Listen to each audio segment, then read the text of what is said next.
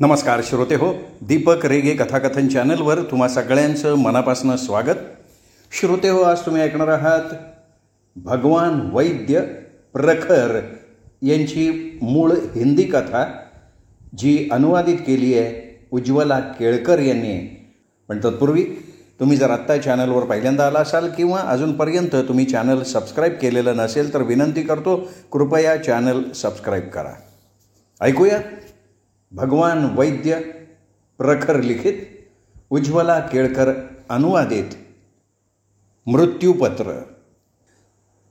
संतापाचा स्वास्थ्यावर होणारा परिणाम याबद्दल मी जेव्हा जेव्हा काही वाचतो तेव्हा तेव्हा ठरवतो आता रागवणार नाही. पण राग तर असा की कुठल्या ना कुठल्या चोर दरवाज्यानं प्रवेश करतोच.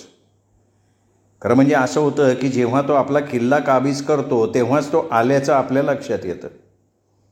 त्या दिवशीसुद्धा असंच झालं. सकाळी वर्तमानपत्र वाचत होतो, एवढ्यात मोबाईलची रिंग वाजली.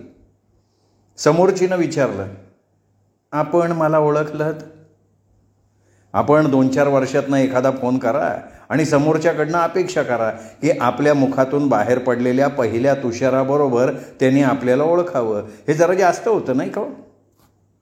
रागावर कसंबसं नियंत्रण ठेवत मी म्हटलं, माफ करा, मी आपल्याला नाही ओळखलं. खरोखर नाही ओळखलं? महिलेचा आवाज पुन्हा गुंजत उठला.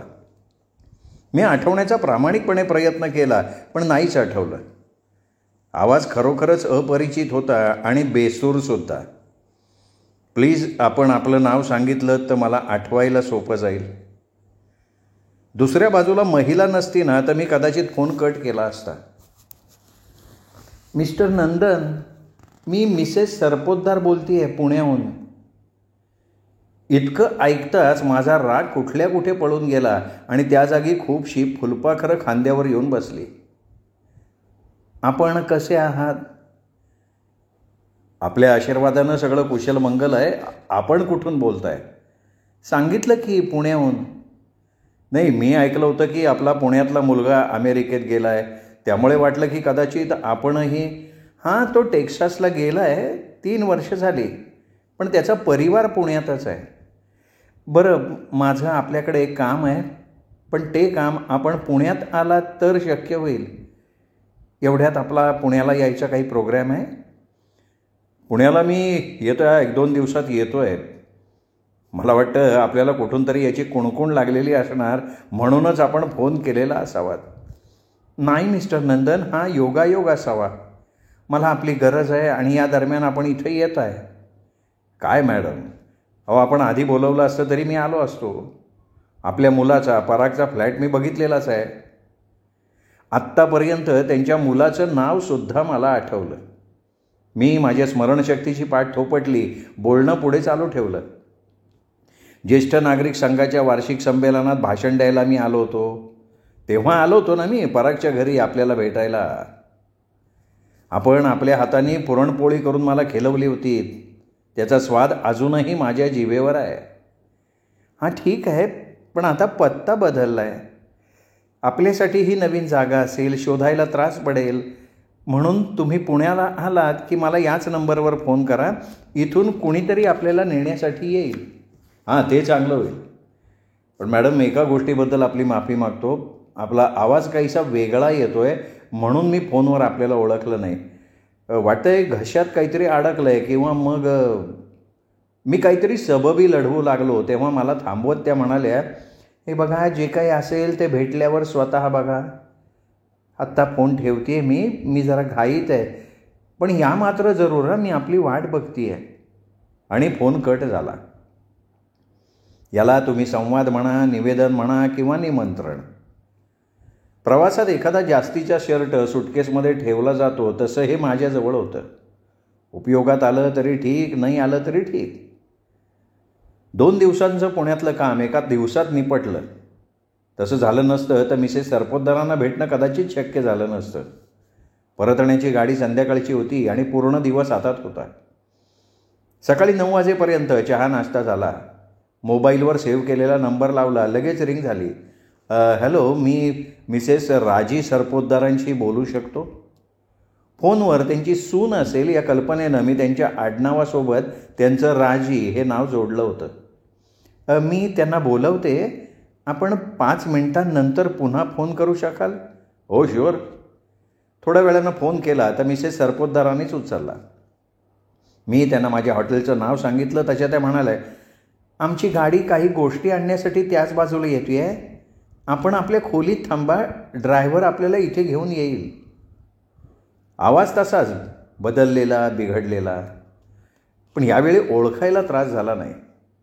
मी वर्तमानपत्र वगैरे आवरून त्यांच्या गाडीची वाट बघत बसलो. मिसेस सरपोतदारांचा आणि माझा परिचय भिलईत झाला. माझ्या नोकरीच्या पहिल्याच दिवशी कार्यालयाच्या अधीक्षकांसमोर मी माझं नियुक्तीपत्र घेऊन उपस्थित होतो. त्यांनी पत्र वाचलं आणि म्हणाले, जॉईनिंग रिपोर्ट लिहून द्या. मी जरा गोंधळलो, कावराबावरा झालो. तसे ते म्हणाले, जॉईनिंग रिपोर्ट लिहिता येत नाही. मी मान हलवली. ते म्हणाले, BA पास आहात ना, आणि एवढंही सुद्धा येत नाही तुम्हाला?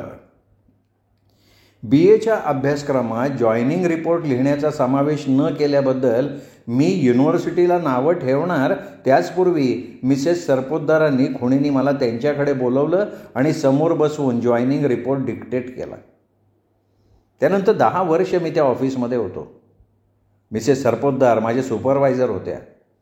ऑफिसात अतिशय कडक, पण बाहेर तितकीच शालीन आणि मनमिळावू.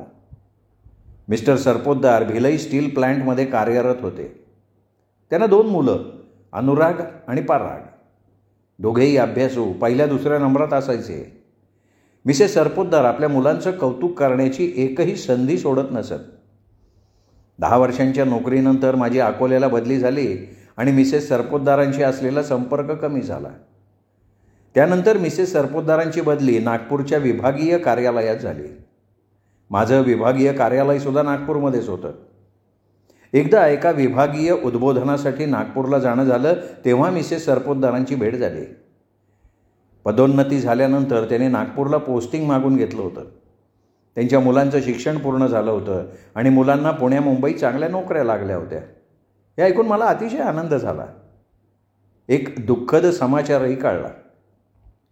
प्लॅन्टमध्ये झालेल्या दुर्घटनेत मिस्टर सरपोतदारांचं निधन झालं होतं. मिसेस सरपोतदार म्हणाल्या, आम्ही मूळचे नागपूरचेच.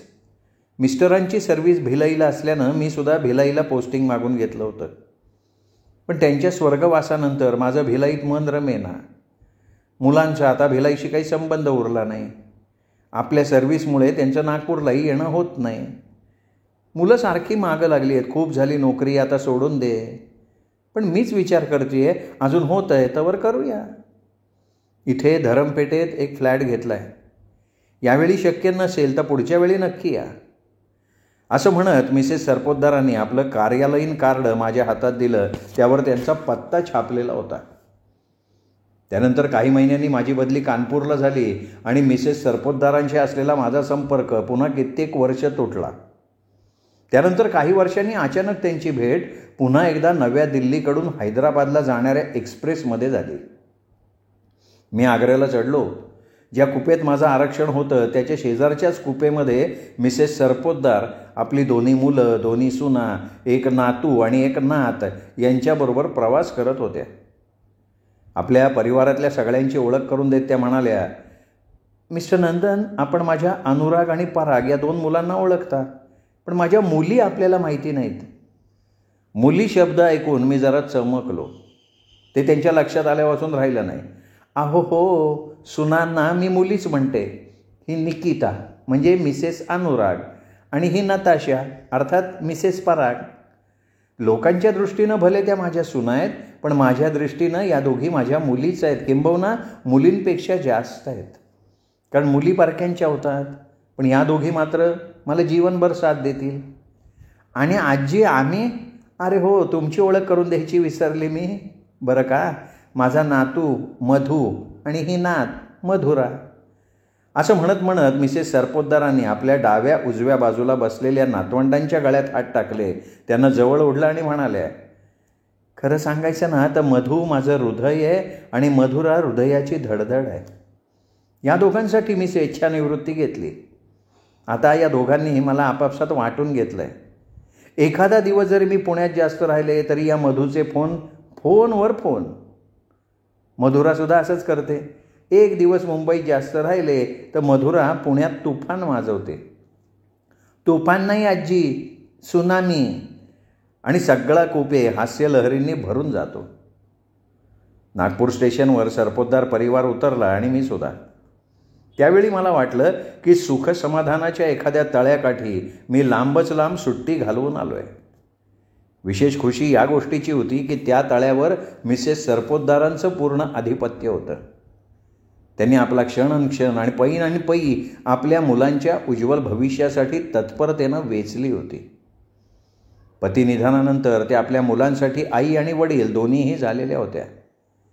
त्यांच्या जीवनाचा असा उत्तरार्ध बघून कुणालाही त्यांच्याबद्दल ईर्ष्याच वाटली असती. त्यानंतर वर्षभरानं मी त्यांना त्यांच्या पुण्याच्या घरी परागच्या फ्लॅटवर भेटलो. पराग टेक्सासमध्ये होता. मिसेस पराग पुण्यालाच इन्फोसिसमध्ये नोकरीला होती. दुपारच्या जेवणानंतर मिसेस सरपोतदारांनी काही कागद माझ्याकडे सोपवले आणि मला त्या म्हणाल्या, मिस्टर नंदन, आपण माझ्या लेखी माझ्या परिवारातल्या सदस्यांप्रमाणे आहात म्हणून हे कागद वाचण्यासाठी मी आपल्याकडे सोपवते. आपण हे वाचा आणि साक्षीदार म्हणून याच्यावर सहीसुद्धा करा. मी ते कागद वाचले. ते मिसेस सरपोतदारांचं मृत्यूपत्र होतं. त्यांनी नागपूरचा आपला फ्लॅट परागच्या नावावर, बँकेतली सगळी रक्कम अनुरागच्या नावावर, सोन्या चांदीचे दागिने आणि भांडी आपल्या दोन्ही सुनांच्या नावावर केली होती. मी सही करण्यापूर्वी विचारलं होतं, मॅडम काही नगद रक्कम परागला देखील द्यायला हवी ना? त्या म्हणाल्या, मिस्टर नंदन, बँक डिपॉझिट काही जास्त नाही आहे. तसंही मी अनुरागला त्याचा मुंबईचा फ्लॅट घेताना 20 लाख रुपये दिले होते. दुसरी गोष्ट अशी की त्याची सासूरवाडी मुंबईत आहे, तो नागपूरला कधी राहायला जाणार नाही. परागची सासूरवाडी मात्र नागपूरमध्ये आहे. त्याला नागपूरबद्दल प्रेमही आहे. इथे त्यांनी पुण्यात फ्लॅट घेतला आहे पण त्याचं मन इथे लागत नाही. मला अर्थातच त्यांच्या या व्यवहाराशी काही देणं घेणं नव्हतं. मी साक्षीदार म्हणून सही केली आणि कागद परत देऊन टाकले. काळाच्या पुस्तकाचं पुढलं पान उघडणार एवढ्यात दरवाजेची बेल वाजली. नंदन साहेब. अहो मीच. सर, मिसेस सरपोतदारांनी आपल्याला घेऊन यायला सांगितलं. काही क्षणात मी मारुती व्हॅनमध्ये बसलो. व्हॅनचं स्वरूप बघून मात्र मनात शंका कुशंका यायला लागल्या. मी ड्रायव्हरला विचारलं, या व्हॅनवर गोल्डन एज होम असं लिहिलं आहे, याचा अर्थ काय? ते आमच्या संस्थेचं नाव आहे. मिसेस सरपोतदार आपल्या संस्थेसाठी काम करतात का? नाही, ते सगळं मला काय माहिती नाही. आपण संस्थेत येताच तिथे आपल्याला सगळी माहिती मिळेल. अर्ध्या तासाच्या विचारमंथनानंतर कुठल्या एखाद्या निष्कर्षाला पोचण्यापूर्वी मी संस्थेच्या अधीक्षकांच्या समोर होतो. कुणाला भेटायचं आहे? मिसेस राजी सरपोतदार. अनेक तऱ्हेच्या शंकांनी मला घेरून टाकलं होतं. हां, तुम्हीच का ते मिस्टर नंदन? तुम्हालाच त्यांनी फोन केला होता ना? अहो. कृपा करून तुम्ही या रजिस्टरमध्ये आपलं नाव, पत्ता लिहा आणि शेजारच्या मीटिंग रूममध्ये बसा. मी त्यांना निरोप देते. 5च मिनिटात मिसेस सरपोतदार एका लेडी अटेंडंटसह तिथे आल्या. त्या माझ्या अगदी जवळ येऊन उभ्या राहिल्या. तरी मी त्यांना ओळखलं नाही. अर्ध्या बायांचा गुडघ्यापेक्षा थोडासा लांब असा पांढरा हाऊसकोट त्यांनी घातलेला होता. केसांचा बॉयकट केला होता. आणि चेहरा? इतक्या दुबळ्या, इतक्या अशक्त त्या कधीच नव्हत्या. डोळेसुद्धा खोल गेले होते त्यांचे. त्यांची अशी स्थिती बघून मला शहाराच आला. खरं सांगायचं तर त्यांनी माझ्याजवळ येऊन वॉकर एका बाजूला ठेवत म्हटलं, मिस्टर नंदन, आपल्याला इथे येताना काही त्रास नाही ना झाला? तेव्हा मी त्यांना ओळखलं होतं. त्रास नाही, इथे यायला काही त्रास नाही झाला, पण आपल्याला या अवस्थेत बघून मात्र मी हैराण झालो आहे. आपल्या तब्येतीबद्दल मला काही कळलंच नाही. सांगते ना. त्यांनी अटेंडंटला थोड्या वेळानं यायला सांगितलं. मग त्या तिथल्या सिमेंटच्या बाकावर माझ्या शेजारी बसल्या आणि म्हणाल्या, गेल्या वर्षी मला पॅरालिसिसचा अटॅक आला. तेव्हा मी परागकडे राहत होते, इथे पुण्यातच. सुनेनी मला फ्लॅटजवळच्या हॉस्पिटलमध्ये दाखल केलं. माझा डावा हात आणि डावा पाय दोन्हीही पॅरालाइज्ड झालेलं होतं. तोंडसुद्धा थोडं वाकडं झालं होतं. गिळतानाही थोडा त्रास होत होता. 10 दिवसांनंतर हॉस्पिटलमध्ये असताना दुसरा अटॅक आला. त्यामध्ये जवळजवळ सगळं शरीरच निकामी झालं. सुनेनी 2 वेळा हॉस्पिटल बदललं. मुंबईहून अनुराग मला भेटायला आला. हॉस्पिटलमध्ये माझ्यासमोर अनुराग आणि धाकट्या सुनेत माझ्या तब्येतीवरनं वाद झाला. सुनेचं म्हणणं असं की ती एकटीच असल्यामुळे मला मुंबईच्या एखाद्या हॉस्पिटलमध्ये ठेवावं, तर अनुरागचं म्हणणं होतं की मी परागच्या घरी जास्त काळ राहिली आहे, पुण्यात त्याच्या घरी राहून मला अटॅक आलेला आहे, त्यामुळे माझ्या देखभालीची जबाबदारी परागवर आहे. 2 महिन्यांनंतर पराग टेक्सासहून आला. अनुरागसुद्धा मुंबईहून आला, पण परागच्या घरी येण्याऐवजी तो कंपनीच्या गेस्ट हाऊसवर थांबला. भावाभावांच्यात खूप वादविवाद झाला, भांडणं झाली. मला स्वतःजवळ ठेवायला कोणीही तयार नव्हतं. हॉस्पिटलवाल्यांचं म्हणणं होतं की मी घरी राहावं आणि त्यांच्या देखरेखीखाली उपचार करून घ्यावेत. मॅडम, अहो, अनुराग आणि पराग आपल्याशी असं वागतील असा मी विचारसुद्धा करू शकत नाही. नाही, त्यांचा काही दोष नाही मिस्टर नंदन. कदाचित त्यांना वाढवताना माझीच काहीतरी चूक झाली असेल. बोलता बोलता त्याने आपले ओठ चावले. त्यांचं शरीर कापायला लागलं. वाटत होतं आतमध्ये ज्वालामुखी खदखदतोय, बाहेर येण्यासाठी धडपडतोय. त्यांनी बाकाला आपली पाठ टेकली, डोळे मिटून घेतले. मॅडम, मी अटेंडंटला बोलवू का? नाही, नको नको नको. ती येत असेल, मी स्वतःच सांगितलं म्हणून ती निघून गेली आहे. नाहीतर इतका वेळ ती मला एकटीला सोडत नाही. खरं सांगायचं ना तर मी त्यांच्या कुठल्याच कामाची राहिले नव्हते. पुन्हा मूळ विषयावर येत त्या म्हणाल्या. उलट त्यांच्यासाठी मी जीवनभरचं ओझं बनून राहिले होते. या दरम्यान मला या संस्थेबद्दल माहिती मिळाली.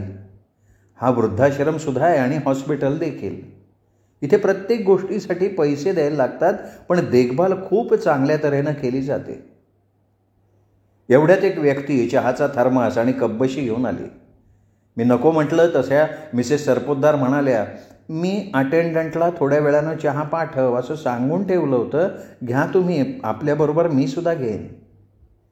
त्यांनी चहावाल्याकडे बघितलं. त्यांनी कोपऱ्यात ठेवलेलं फोल्डिंग टेबल आणून समोर ठेवलं आणि त्याच्यावर कप ठेवून त्यात चहा ओतला.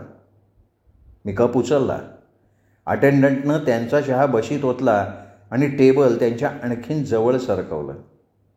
त्या काहीशा थकल्या होत्या, पण चहामुळे त्यांना थोडी तरतरी आली. मी विचार केला की माझं उर्वरित आयुष्य मी इथेच व्यतीत करावं. डॉक्टरांचं म्हणणं आहे की मी वर्षभरात 70 ते 80% ठीक होईन. मग इथेच राहून या लोकांसाठी जमेल ते करीन मी. चहा घेऊन झाला होता. त्यांनी आपल्या हाऊसकोटमधनं कागदांचं एक पुडकं काढलं आणि माझ्याकडे देत म्हणाल्या, हे माझं मृत्यूपत्र आहे. हे आपण आपल्याबरोबर घेऊन जा आणि मी सांगते त्याप्रमाणे यात बदल करून एकतर रजिस्टर पोस्टानं पाठवून द्या किंवा मग आपलं येणं झालं तर आपण स्वतः घेऊन या. मागे मी ज्याच्यावर साक्षीदार म्हणून सही केली होती तेच हे मृत्यूपत्र आहे का? हो, तेच मृत्यूपत्र आहे. मग त्यात कुठला बदल करायची आपली इच्छा आहे? कागदाचं पुडकं हातात घेत मी विचारलं. माझा नागपूरचा फ्लॅट, माझ्या बँकेच्या खात्यात असलेली सगळी रक्कम, माझे दागिने, चांदीची भांडी वगैरे जे माझं स्वतःच आहे, ते सगळं मी गोल्डन एज होम नामक संस्थेच्या नावावर करू इच्छिते. मॅडम, थोडा विचार करा ना की असं केल्याने आपल्या मुलांना, सुनांना काय वाटेल? मी विचार करून निर्णय घेतला आहे. पहिल्या मृत्यूपत्राचे साक्षीदार आपण होतात. आता पुन्हा एकदा मी आपल्याला त्रास देते. नाही, त्रास काही नाही मॅडम, पण मला वाटतं की एवढा मोठा निर्णय घेण्यापूर्वी तुम्ही थोड्या बऱ्या व्हा, मग मृत्यूपत्र बदलण्याचा विचार करा. आता नंतर विचार करायला वेळ कुठे आहे? आज मी शारीरिकदृष्ट्या अपंग जरूर आहे, पण माझे निर्णय स्वतः घेण्या इतकी मी सक्षम आहे.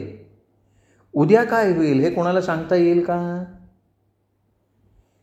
मी कागदाचं पुडकं हातात घेऊन काय करावं या विचारात होतो. एक दीर्घ श्वास घेऊन मिसेस सरपोतदार म्हणाल्या, मी आपल्याला हेही सांगू इच्छिते की देहदान करण्याबाबतचा फॉर्म मी विधिवत भरलेला आहे. वाक्य संपता संपता वाटलं की त्यांच्या डोळ्याच्या तळ्यात जणू त्सुनामी येते. पण तसं काही घडलं नाही. अचानक स्मृतिपटलावर एक आठवणीची लकीर उमटली. सर, आपण मिसेस सरपोतदारांना सुट्टी दिली नाही आहे, मग त्यांना आपल्या गाडीत बसवून हॉस्पिटलमध्ये घेऊन जायची काय गरज होती?